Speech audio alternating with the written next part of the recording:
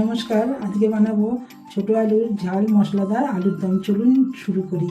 এখানে আছে ছোট আলু, এখানে আছে কড়াইশুঁটি, এখানে আছে রসুন, কাঁচা লঙ্কা, টমেটো একসাথে পেস্ট করা, এটা সর্ষের তেল, এটা আদা বাটা, এটা ধনে পাতা, এটা নুন, লঙ্কা রঙের জন্য লাল লঙ্কা আর হলুদ।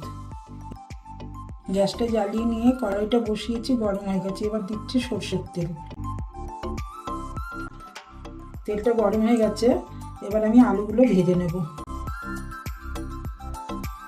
একটু নুন দিচ্ছি আলু ভাজা, একটু হলুদ আর নুন আলু ভাজায় দিলাম। আলুগুলো ভাজা হয়ে গেছে, এবার আলুগুলো আমি তুলে নিচ্ছি। এখন আমি তেলের মধ্যে তেজপাতা দিলাম। এটার মধ্যে টমেটো, রসুন, পেঁয়াজ, কাঁচা লঙ্কা বাটা, এটা এখন দিলাম তেলের মধ্যে। এবার আমি 1 চামচ আদা বাটা দিচ্ছি। এবার আমি হলুদ দিলাম, আর কালারের জন্য একটু লাল লঙ্কা দিলাম। এবার একটু নুন দিলাম, একটু সামান্য জল দিচ্ছি।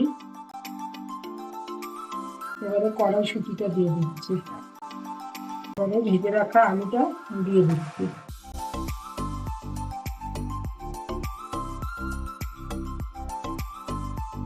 কষানো হয়ে গেছে, এবার আমি জলটা দিচ্ছি।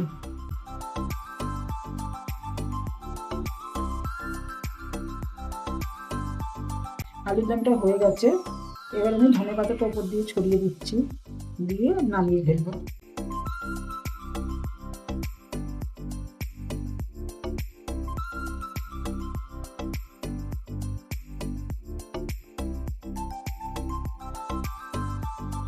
শীতে এই আলুর দম লুচি, পরোটা অথবা কড়াইশুঁটি কচুরির সাথে খেতে দারুণ লাগে। আপনাদের যদি পছন্দ হয় তাহলে লাইক সাবস্ক্রাইব করতে ভুলবেন না।